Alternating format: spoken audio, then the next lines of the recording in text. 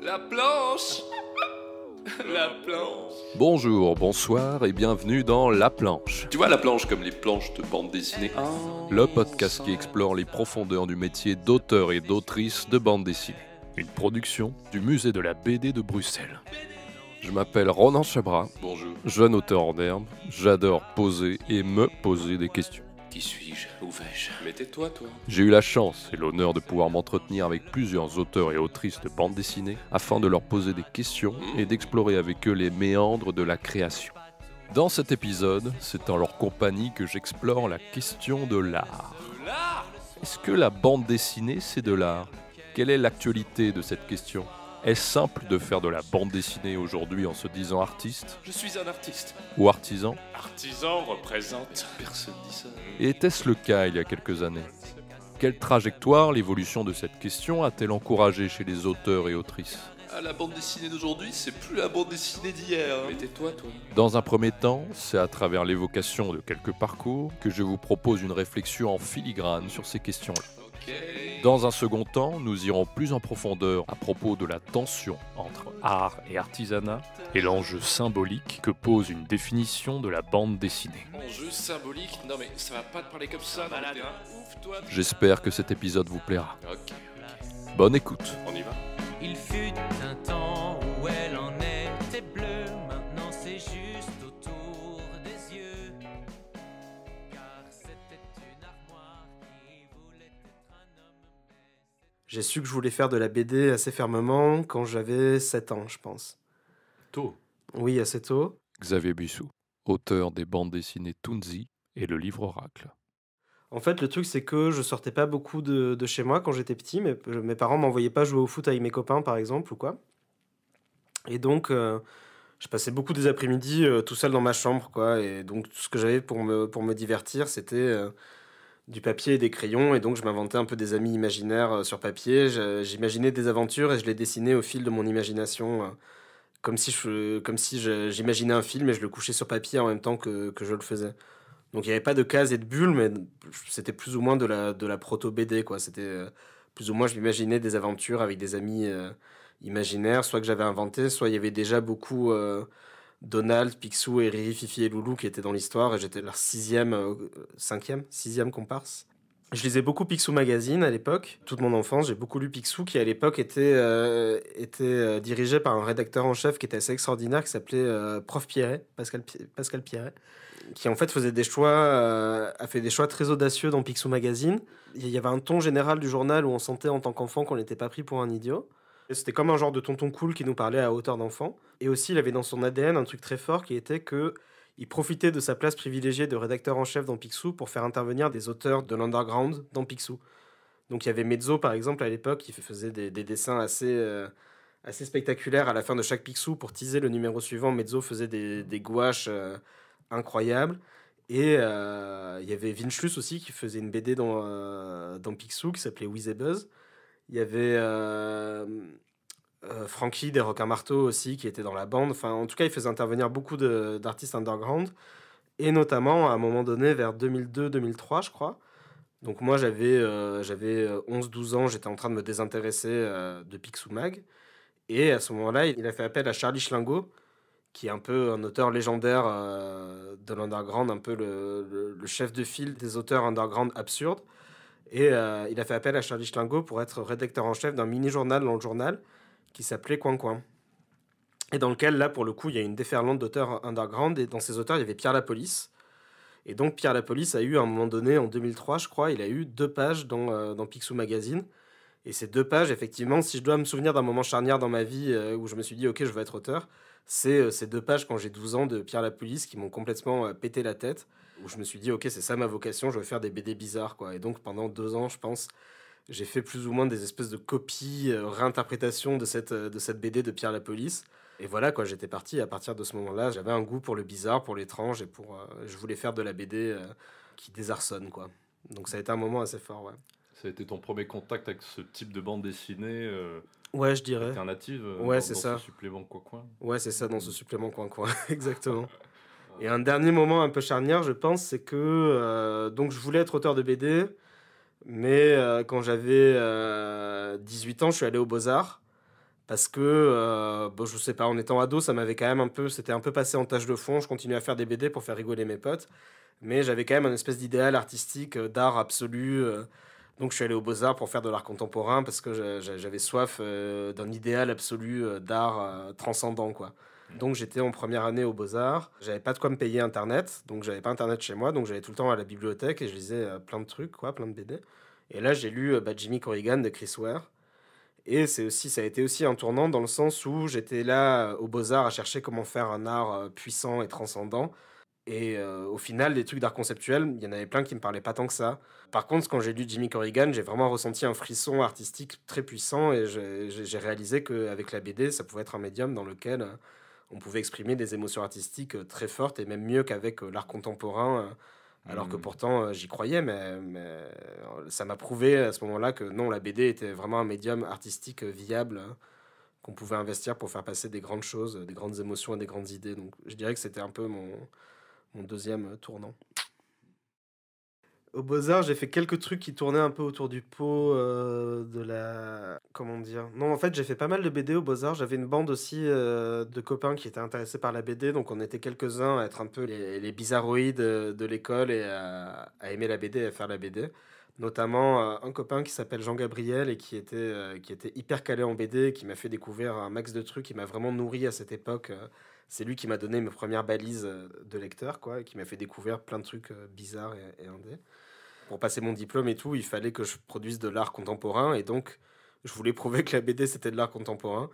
Tu vois, un diplôme des Beaux-Arts, c'est en gros, tu montes ton expo et un jury vient dans ton expo et regarde ton expo, et c'est une temporalité qui va pas du tout bien avec la BD.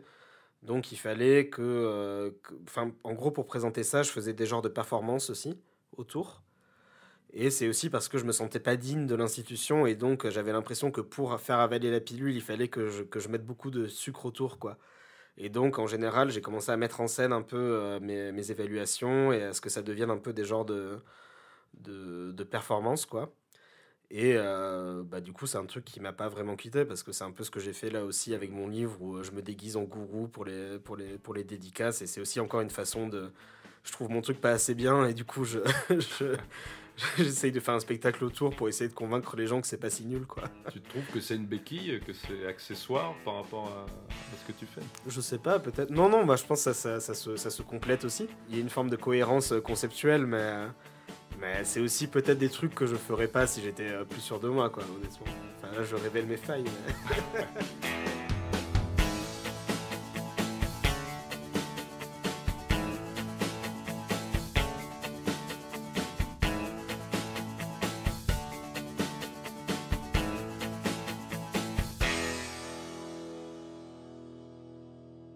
Je me souviens quand j'étais vraiment jeune, vu qu'il n'y avait pas d'école, je me souviens que moi, j'étais vraiment intéressé au langage, au dessin et tout ça. J'allais chercher dans les bibliothèques, petites bibliothèques de Provence, il y avait des textes qui parlaient de la théorie de la bande dessinée. Lorenzo Mattotti, auteur entre autres des bandes dessinées Feu et Ghirlanda. Et en Italie, il y en avait 3 textes, je crois. Une, c'était une histoire de la bande dessinée. Alors, j'ai découvert des anciens. D'autres, il y avait Umberto Eco, qui par son fameux texte apocalyptici et integrati. Et après, il y avait d'autres 2-3 critiques qui racontaient un peu des choses. Et je voulais être très sérieux dans la bande dessinée. Ça m'intéressait vraiment la bande dessinée comme une art, comme tous les autres métiers.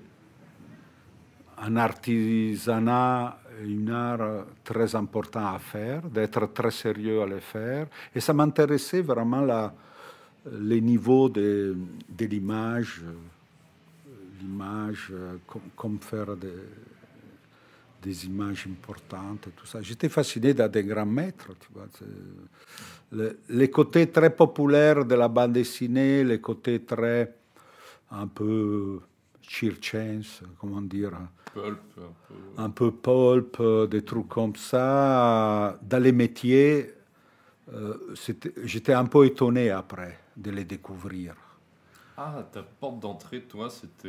Moi, je les voyais vraiment comme un métier, comme faire l'architecte, comme faire le docteur, comme faire un métier sérieux, tu vois.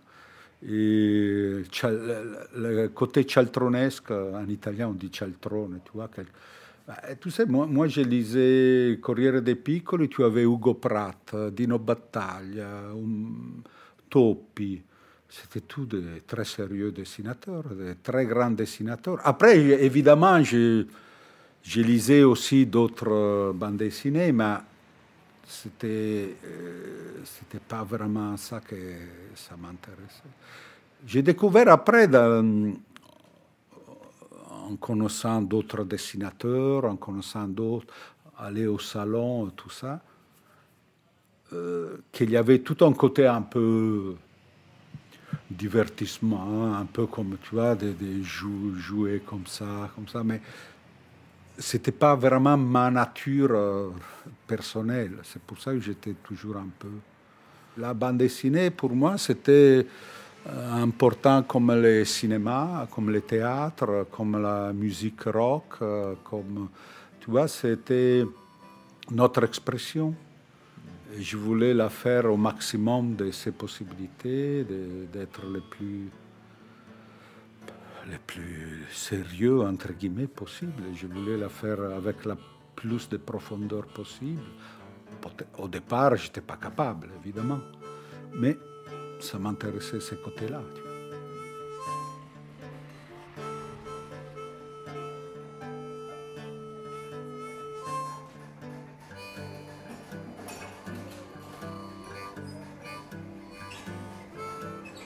Dans ma famille, ce métier, ça n'existait pas. J'ai dû lutter pas mal. Manuel Fior, auteur entre autres des bandes dessinées 5000 km par seconde et Hypericon. Parce que mes parents, ils n'étaient pas pro pour que je fasse une carrière comme ça. On a eu de grandes tensions en famille aussi. En Italie aussi, c'est un peu différent le métier d'auteur de bande dessinée. Et du coup, quand j'ai commencé à pouvoir le faire vraiment, pas comme hobby, pas comme... j'étais très content et je me sens toujours très privilégié de pouvoir passer ma journée à dessiner. Du coup, je profite, en gros. Et dire qu'on veut être auteur de bande dessinée en Italie, c'est un peu différent, tu dirais, qu'en France? Oui. Alors, en Italie, le métier de la bande dessinée n'est pas si structuré comme en France. Ça va de mieux en mieux. Mais déjà, le monde de l'édition est malheureusement plus petit. Enfin, on lit beaucoup moins, du coup, on lit beaucoup moins la bande dessinée aussi.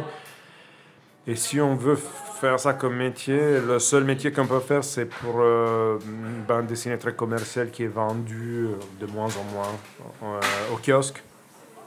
C'est la bande dessinée du genre, c'est que les Français ils appellent fumetti. Mais fumetti, c'est un mot qui veut tout dire. Il veut dire bande dessinée. Mais c'est le western, le policier, le polar. Et moi, je ne viens pas de là, de ces lectures-là.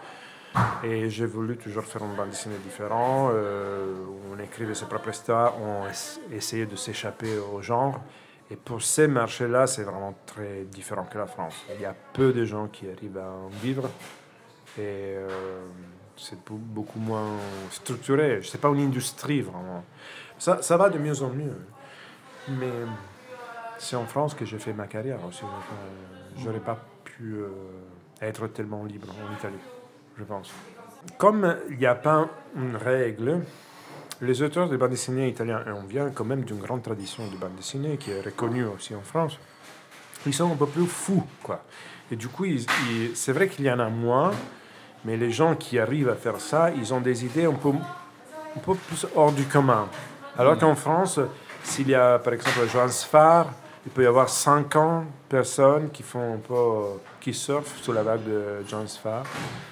Oh, de Blanc, par exemple. Alors en Italie, on n'a pas ça. On n'a pas une institution tellement solide qui peut compter sur des épigones. Chaque auteur qui s'impose est une voix assez particulière. Moi, je fais toujours l'exemple de Mattotti, qui était assez fou à l'époque parce qu'il a pris des matériaux comme ça qu'on n'utilisait pas en bande dessinée. L'huile, la cire. Et pour faire ça, il faut être aussi un peu désespéré, je trouve. C'est pas que tu fais ton métier, c'est pas que tu es coloriste et tu es inscrit au syndicat. Tu es un peu fou, quoi. Et tu sais pas, et du coup, tu fais craquer des barrières, quoi. Tu des murs.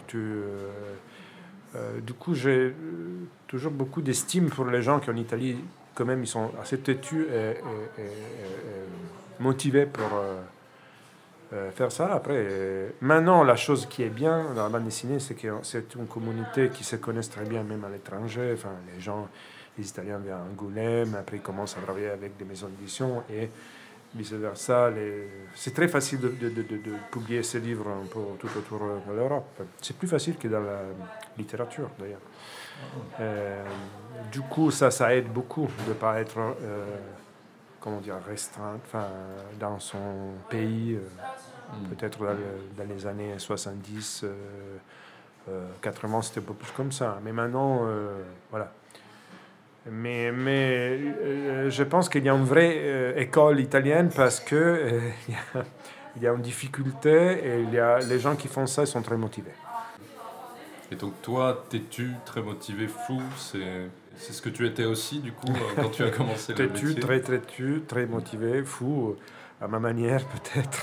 La première fois que je suis arrivé ici à Angoulême, j'étais en costume et cravate. J'étais architecte. Cette espèce de folie. Je ne connaissais pas du tout le monde de la bande dessinée en France. J'arrivais ici, je savais que c'était le plus grand festival de bande dessinée européenne. Et je me suis dit, je m'habille comme quand je suis au bureau d'architecture pour faire des choses importantes. Et je suis arrivé ici avec ma bande dessinée photocopiée, 70 pages. Je la distribuais comme ça. Les gens ils me regardaient comme une espèce de représentant des chaussures.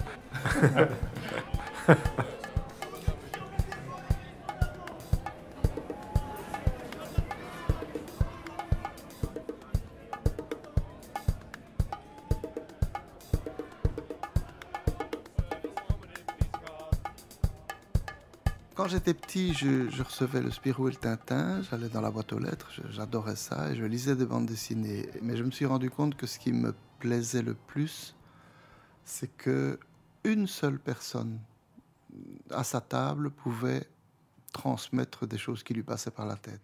Frédéric Janin, co-auteur entre autres des séries Germain et nous, Que du bonheur et membre des Snuls.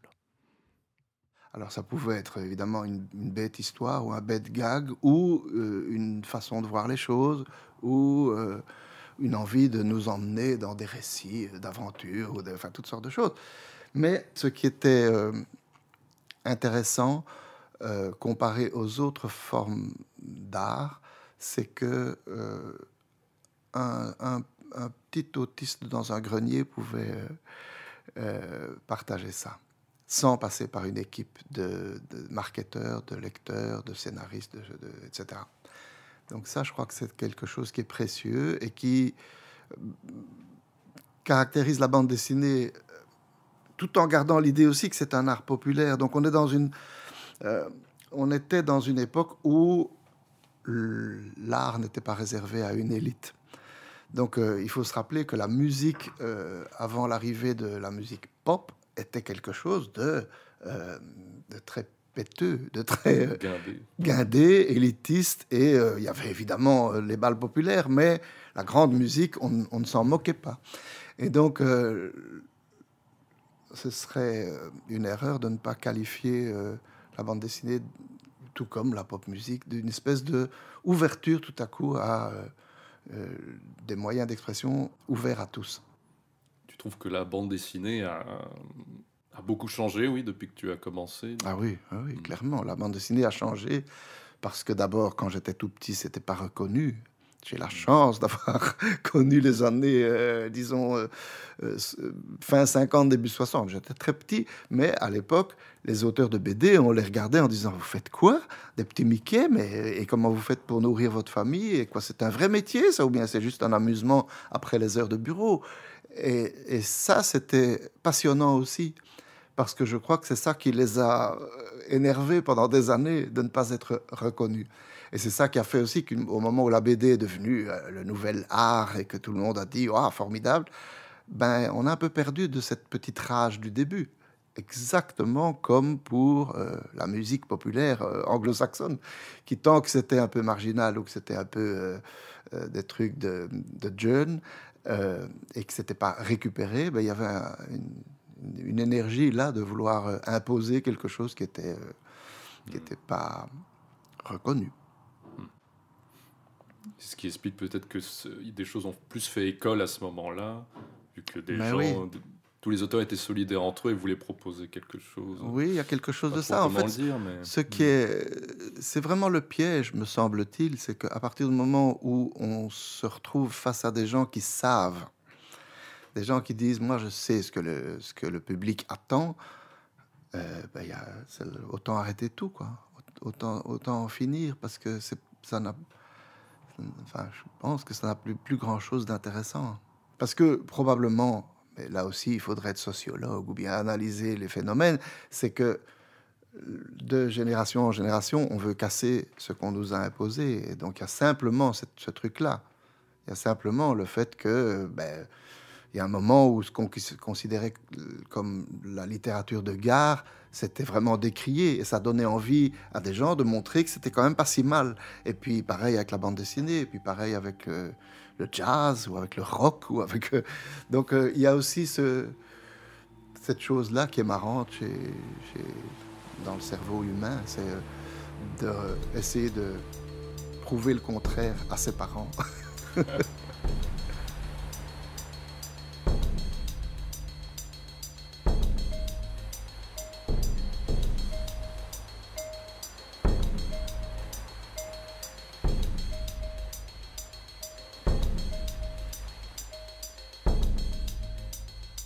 Pourquoi la bande dessinée?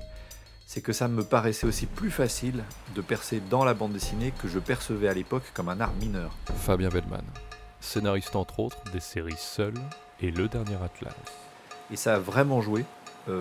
Qu'est-ce qui fait que je tolérais moins les critiques? Par exemple, dans la littérature, j'ai fait un concours de nouvelles, ou dans le cinéma, j'ai fait un concours de court-métrage. C'est que j'avais l'impression, outre le fait que j'avais eu d'abord des critiques, mais ça aussi dans la BD, mais j'avais l'impression de rivaliser avec les grands maîtres. Et quand je dis les grands maîtres, c'est dans le cinéma, ça va être, je sais pas, les frères Cohen, Spielberg. Qu'est-ce que tu peux faire après des gens comme ça, quoi? Bigelow, enfin des gens que j'admire énormément. Dans la littérature, j'en parle même pas. Enfin, on peut citer à l'appel le nombre de grands maîtres, donc ce qu'on appellerait la statue du commandeur, quand on part un peu en psychanalyse, en disant ces espèces de représentations statufiées, mythifiées des grands maîtres, hommes et femmes qui ont marqué notre vie intellectuelle et artistique. Mais en BD, le paradoxe, c'est qu'il y a des maîtres, il y a des gens que je respecte infiniment, mais il y en avait moins. En tout cas, c'était moins évident et c'était surtout pas perçu comme un art majeur par la majorité des gens. C'est-à-dire qu'en gros, si tu fais de la BD, c'est tout à fait sympathique. Le nombre de fois où j'ai entendu dire « Ah, les petits Mickey, j'en lisais quand j'étais petit ». Donc cette notion d'une espèce de domaine à part, un peu impur, entre autres impur parce que lié à la jeunesse. Parce qu'en France, entre autres, la jeunesse est un peu vue quand même comme une sous-littérature. Dans ma famille, au début, mes grands-parents, c'est comme ça qu'ils voyaient mes premiers albums. C'est un peu genre, ah oui, tu fais de la sous-littérature. Donc, cette espèce d'approche de c'est pour les enfants, c'est un peu bébête, c'est ceci, c'est cela. Moi, je savais qu'on pouvait faire des choses très différentes. Donc, j'étais pas en train de me dire, c'est vraiment un truc de bêta, très bien, je vais faire des trucs de bêta. Je me disais, c'est vu comme un truc un peu idiot. Moi, il y a des gens que j'admire énormément là-dedans, mais ces gens-là n'ont pas encore atteint un statut qui fait que on va en parler constamment dans les médias. Et du coup, ça m'a donné un espace de liberté où je me sentais moins jugé. Voilà. Et je pense que inconsciemment, ce qui s'est passé, c'est que je me cherchais cet espace où je serais moins jugé. Et c'est intéressant comme l'inconscient trouve des chemins, comme la vie trouve un chemin de manière générale. Et ici, en fait, j'ai trouvé la voie où j'allais être le plus heureux, le plus joyeux. Ce qui ne m'empêche pas, là encore, d'être extrêmement prosélyte de la bande dessinée actuellement et de pouvoir dire que c'est un art fantastique avec lequel on peut tout raconter, qui est un art qui est extrêmement accessible, donc aussi lisible par la jeunesse, mais qu'on ne peut pas circonscrire au seul domaine de la jeunesse. Maintenant, on le sait très bien. Mais dans les années 80-90, c'était les balbutiements de ça. L'association, dans les années 90, venait de commencer à monter vraiment. Moi, dans mes premières années, je me rappelle avoir côtoyé un peu l'atelier des Vosges à Paris. C'est le moment où je voyais toute cette nouvelle génération en train d'exploser. Marjane Satrapi bossait sur Persepolis, il y avait Christophe Blain sur le réducteur de vitesse. Donc c'était là. Mais c'était avant que ça devienne des stars, dans le sens des personnes dont maintenant on pourrait dire « Ah oui, quand même, ces gens-là, qui typiquement auraient pu m'impressionner si j'étais un jeune auteur maintenant. » Et je me serais dit « Bah non, je serais jamais assez bon pour rivaliser avec. » Donc comme quoi, bah, je serais peut-être allé vers autre chose. Peut-être que ça aurait été vers un domaine qu'on n'estime pas. Peut-être que ça serait le jeu vidéo, pour ce que j'en sais, qui est un domaine extrêmement important dans la pop culture, mais très rarement considéré comme tel dans les médias mainstream intellectuels. Par exemple, donc peut-être que je serais allé vers le jeu vidéo en disant « Personne ne m'attend là », mais avec par contre, et c'est là que je suis très ambigu, avec par contre caché derrière ce cheval de Troie une vraie grosse ambition, qui est de faire des récits intelligents, édifiants, accessibles à tous.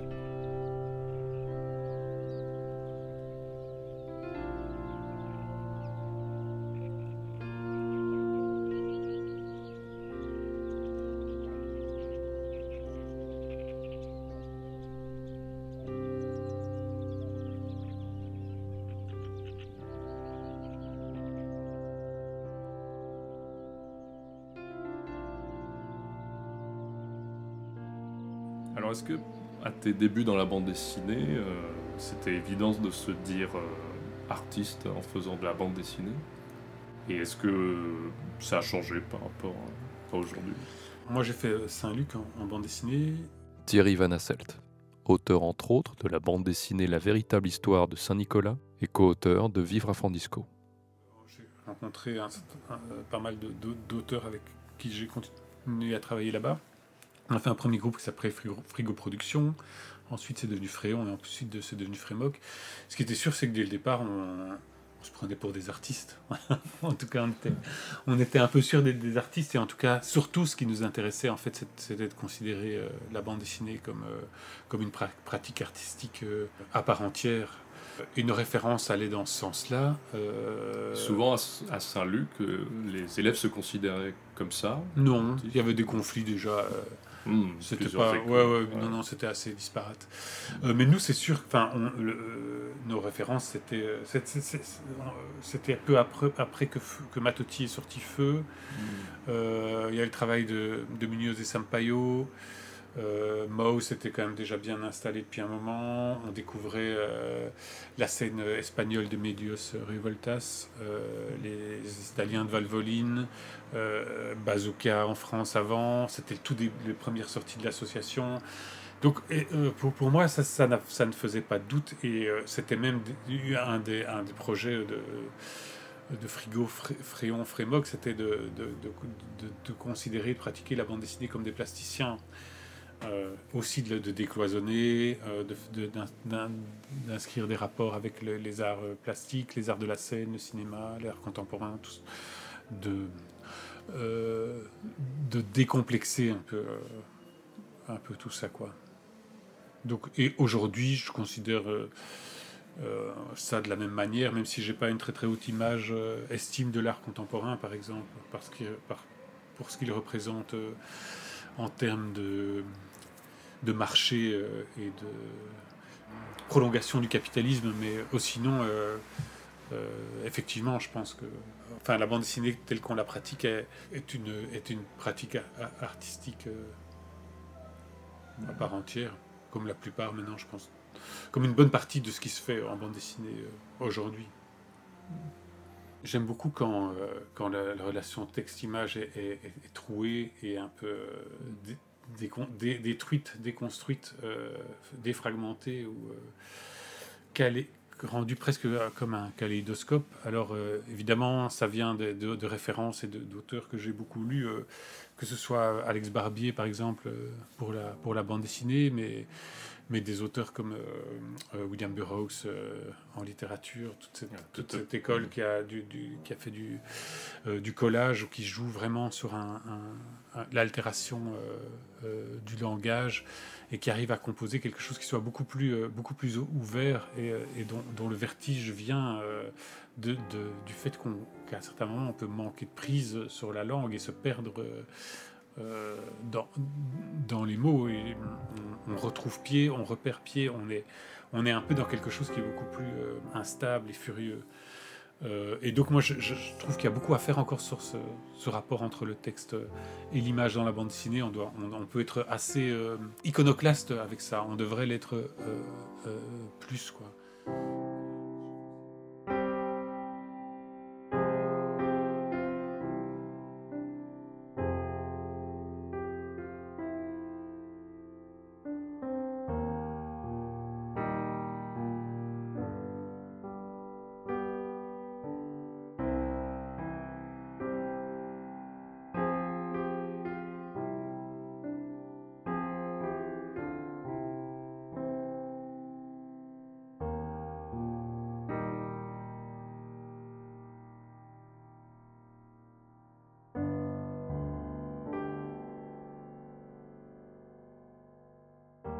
L'époque a beaucoup changé, hein, par contre. À l'époque, les maisons d'édition, c'était très facile.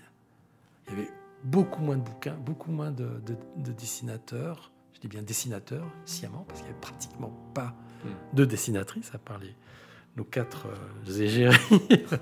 Voilà, évidemment, avec Sobre Téché, Annie Götzinger, je vais en oublier, Chantal Montelier, Florence Sestac, évidemment.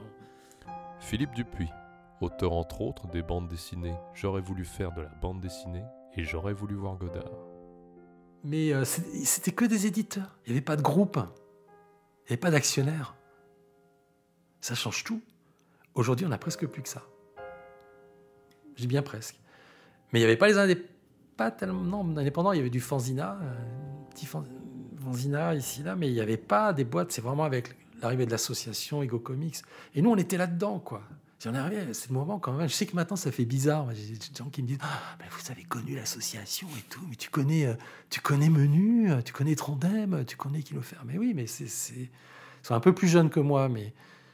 Et Charles et moi, on avait un pas dans chaque terrain. Les indépendants de l'époque, et bon, puis il y avait aussi, enfin pas Frémoc, mais Amok et Fréon, qui ont maintenant donné Frémoc. Et puis après, arrivé très vite à Trabil et tout ça évolue. Et on avait un pied dans chacun, quoi. C'était drôle. On était, je me souviens, aux Humano, ils nous disaient ouais, mais vous êtes en même temps vous êtes des indés. Et puis à l'assaut, ils nous disaient ouais, mais de toute façon, vous êtes un peu vendus au major. Et c'était drôle, quoi. Je dis, ouais, enfin, j'ai fait des entretiens avec 2 amis, Stéphane Oliva, qui est pianiste de jazz. C'est 2 amis qui voulaient faire de la bande dessinée, et le chanteur Dominica. Et en fait, ces entretiens sont déroulés de manière très différente. Avec Stéphane, on a fait beaucoup parler de rapports, de liens entre bande dessinée et musique, improvisation, c'est de l'écriture, tout ça. Et avec Dominique, on a beaucoup plus parlé de la pratique et de là où on est, de notre positionnement. En fait, la vraie question, c'est que je posais à Dominique, est-ce que tu te sens comme un artiste ou un artisan? Parce que c'est quelque chose qui revient assez souvent dans notre milieu de la bande dessinée, cette question-là. Et lui, il dit, moi, sans complexe, je suis un artiste. Et moi, je pense la même chose. Je fais partie des auteurs de bande dessinée qui considèrent que, oui, on est des auteurs, on est aussi des artistes. Mais j'étais confronté plein de fois à ces discussions sur, non, on est des artisanats. Il y a aussi le moment où les amuseurs et tout ça. Je vais tenter un truc compliqué sur un podcast et je vais essayer d'aller chercher, de retrouver, mais je ne suis pas sûr, le texte que je dis en spectacle là-dessus. Je pense que c'est par là parce que je suis retourné un moment dessus. Mais tout va bien, j'ai retrouvé ce texte par miracle. Donc en fait, on a fait une adaptation éponyme du livre. J'aurais voulu faire de la bande dessinée qui s'est jouée, qui va se rejouer sur scène avec Dominica, Stéphane Oliva, Sébastien Boisseau, un contrebassiste qui joue avec les 2. À un moment, il y avait cette chose qui est dans le livre. Je voulais le mettre dans le spectacle, mais je ne savais pas comment. Donc, je fais un petit descriptif. À un moment, je viens devant le public. Et puis, je leur explique que j'ai fabriqué des fausses oreilles de Mickey. Dans le livre, à un moment, il y a ce truc-là où Dominique me dit oui, mais c'est comme à une époque, c'est dingue, on disait vous étiez des dessinateurs de petits Mickey. Il me dit ça n'existe plus, ça. Je dis non, mais détrompe-toi, Dominique, c'est toujours vrai. Toujours dessinateur de petits Mickey. Tous ces termes très du domaine de l'enfance. Et donc, à un moment, je me dessine dans le livre avec des oreilles de Mickey. Et je crois que Dominique dit, cette discussion était là, il dit « Ah ouais, quand même !» Et donc, j'ai fabriqué des fausses oreilles. Et donc, je fais semblant de les mettre. Je dis non, mais je ne vais pas les mettre parce que je ne peux pas faire ça, quoi. Je dis, mais par contre, voilà. Et alors, je lis, en fait, du coup, face au public, comme je vais le faire là devant le micro. Ça nous poursuit, ça, dessinateur de petits Mickey. Sous-entendu, dessinateur de trucs rigolos. Ah, on fait des petits Mickey, on est des amuseurs. Ah, ne surtout pas se prendre au sérieux. Artiste? Ah non, hein, surtout pas. Pas la BD. L'art, c'est l'académie, la peinture, la sculpture, la littérature à la rigueur. Mais la BD, non, c'est un truc populaire, un divertissement. Un artisanat qui ne doit pas regarder du côté de l'art. Faut pas se prendre au sérieux, on fait des petits Mickey, quoi. Je me souviens que sur une représentation, il y avait dans la salle Florence Sestac, qui, elle, dit « Non, on n'est pas des artistes, on est des amuseurs », et qui me regardait avec un petit sourire. Je continue. Et donc, je dis « Avec Dominique, on a eu une longue discussion là-dessus. D'ailleurs, on est complètement d'accord. Lui aussi se voit comme un artiste. J'ai pris des notes. Alors, Dominique, il dit « L'artisanat, c'est perclus de technique, de savoir-faire, d'expérience. Je pense toujours à un ébéniste. Il peut y avoir un peu d'artisanat dans l'art, ça, c'est le travail. Mais ce n'est pas le but du chemin, franchement pas. L'art, ça peut être aussi quelqu'un qui déboule, qui a fait 3 mois de musique. Ce n'est pas forcément une histoire de savoir-faire. Mais il a un truc. Ou elle a un truc. Moi, je lui réponds à ce moment-là, les anglo-saxons sont plus à l'aise avec ça. Ils disent comic artist et art pour leurs dessins. Ils disent pas les dessins, ils disent artwork. Nous vivons dans un pays où le poids historique des institutions crée des classes. Je parle pas mal de la France d'ailleurs là-dessus.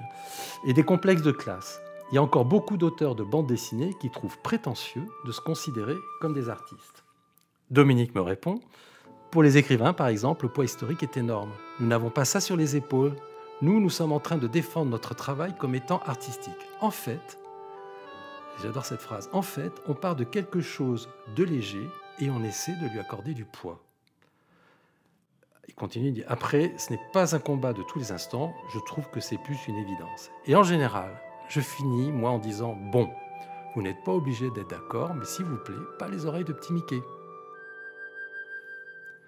Parce qu'en fait, après le spectacle, à chaque fois, ça reprend. C'est-à-dire qu'on vient dire, oui, mais quand même, la BD, c'est quand même autre chose, c'est de la contre-culture, c'est populaire, c'est pas vraiment de l'art. Puis si on commence à le mettre dans l'art, ça devient les institutions, les musées, et puis ça va tuer la vivacité, tout ça. Mais si, c'est de l'art, c'est sans fin. C'est vraiment sans fin. Et je pense que ça le restera. Et puis en même temps, est-ce que c'est si important que ça de savoir si c'est de l'art, si c'est de la bande dessinée, si c'est du roman graphique, si c'est du comics, si c'est des installations, si c'est de la peinture. Bon, il y a un moment, il faut faire. Et puis il faut faire, il faut montrer, et puis on n'aime pas. Voilà.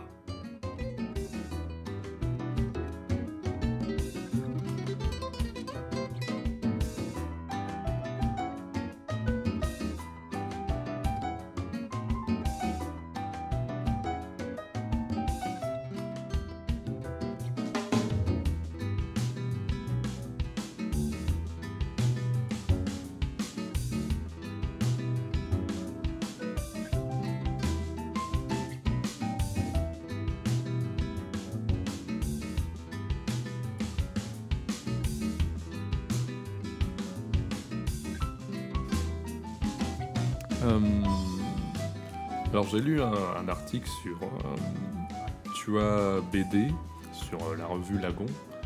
Je crois que c'est toi qui as répondu dans l'interview. Oui. Sam Hichtin, auteur de nombreux fanzines, certains compilés dans le livre Visage du temps, et cofondateur entre autres de la revue Lagon. On te demandait en fait si c'était de la bande dessinée, je crois que c'était formulé comme ça, ce que tu faisais. Et après, tu as un peu dit comment tu voyais les choses. Et tu as dit que tu considérais la notif des trains SNCF comme une très bonne bande dessinée. Donc il y a cette notice dans les trains où ils nous disent, voilà, en cas d'accident, Il faut briser la vitre. il faut briser la vitre. Oui, c'est une très belle bande dessinée. J'ai ensuite regardé les commentaires et j'en ai vu un qui dit beaucoup de choses, je trouve, qui en réaction avec ta manière de voir la bande dessinée disait si on va par là, alors les notions explicatives de chez Ikea, c'est aussi de la bande dessinée. Bien sûr que des formes alternatives existent et qu'il est sain d'en parler, mais très franchement, il y a des trucs qui ne sont pas de la bande dessinée, mais du happening artistique pour FIAC, donc FIAC, Fonds international d'art contemporain. Donc là, on retrouve encore une fois en fait une dichotomie, voilà, entre l'art d'une part et ce qui serait la bande dessinée d'autre part.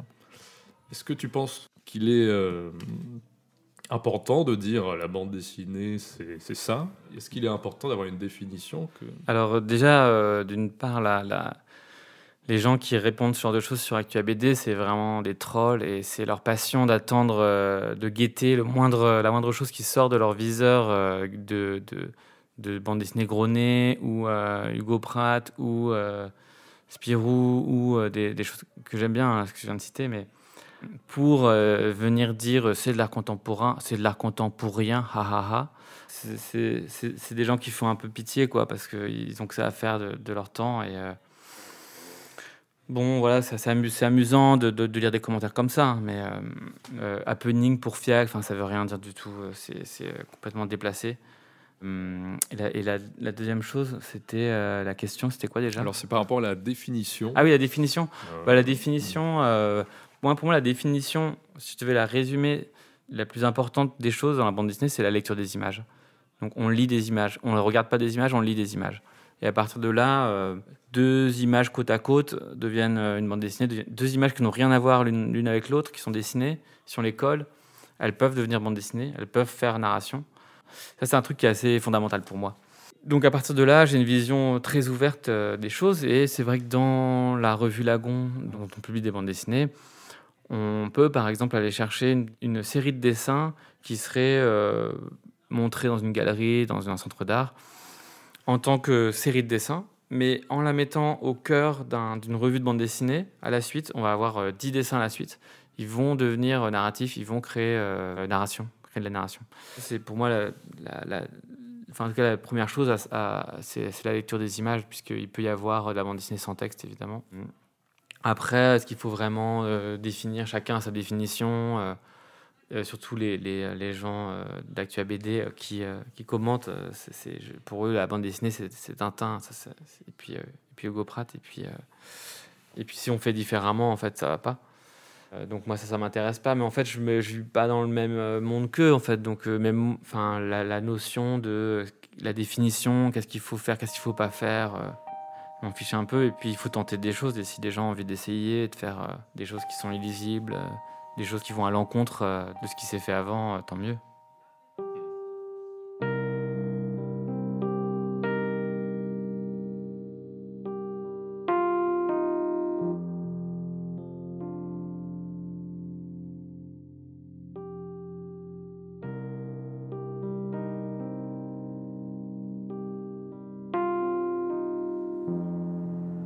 Je pense qu'il faut avoir le moins de définition possible. Et je pense que c'est comme la peinture. Aujourd'hui, quand on enseigne la peinture dans une école d'art, il y a quasiment tout sauf de la peinture. Littéralement de l'huile sur toile.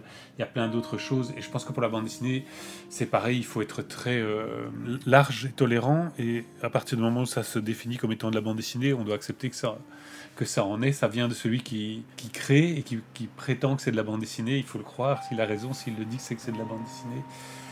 Et j'aime bien que cette forme puisse être vraiment multiple. Thierry Van Asselt, auteur entre autres de la bande dessinée La véritable histoire de Saint-Nicolas et co-auteur de Vivre à Fandisco. Toi, avec ce que toi et ceux de Frémoc avaient proposé en bande dessinée, est-ce que souvent vous avez pu entendre des choses comme ce que vous faites, c'est pas de la bande dessinée? Ah oui, bien sûr, oui, ça, très régulièrement. Et à l'inverse, on n'est pas non plus des artistes, on ne fait pas non plus de l'art contemporain. Dans un circuit plutôt d'art, avec un grand A, on fait de la bande dessinée. Donc on demeure avec le cul entre deux chaises, mais je pense que c'est les bonnes positions, ces positions-là inconfortables, où on n'est pas tout à fait à la bonne place, on est le passager clandestin, c'est toujours mieux. Ah oui, toi tu trouves ça très bien, cette Oui. entre-deux. Ouais.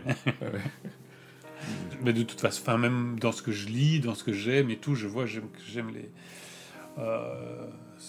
cette position un peu d'ovni, quoi, d'être de pas trop savoir là où on est, mais quel est l'intérêt de trop savoir où on est, en fait. C'est rassurant, je crois. Ouais, c'est rassurant, ouais, sans doute, ouais. Mais moins excitant, sûrement aussi. Ouais, je sais pas. C'est bien de pouvoir bouger et d'imaginer aussi que c'est fluide, en fait. Qu'on n'a pas à s'en faire, de passer à un moment de la bande dessinée à la peinture, à l'animation, je sais pas, même à la performance, à la scène. On est tout à fait autorisé à faire ce qu'on veut, comme on veut. C'est parce que ce sont juste après des critères liés à l'économie, au pouvoir légitimant de chaque institution, etc. Mais dans notre envie de création, on doit pouvoir passer à travers ça.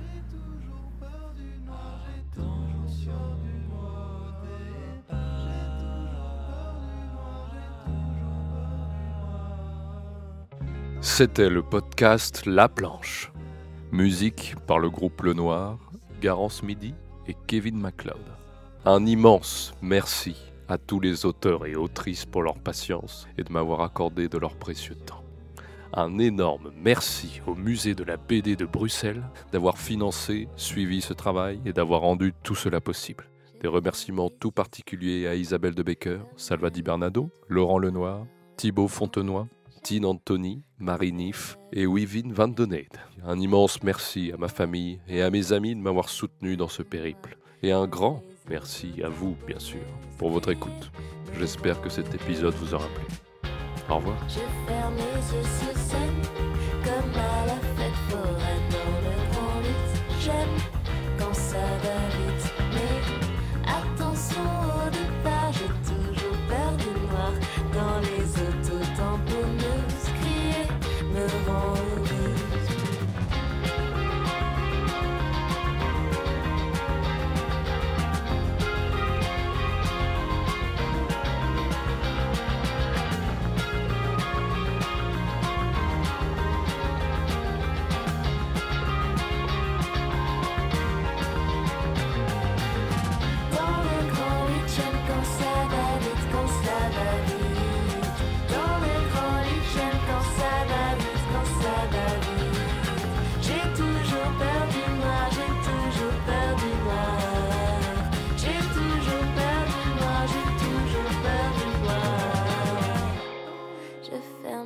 Sur scène, comme à la fête foraine dans le grand 8. J'aime quand ça va vite, mais attention au départ, j'ai toujours peur du noir. Dans les autos tamponneuses, crier me rend heureux.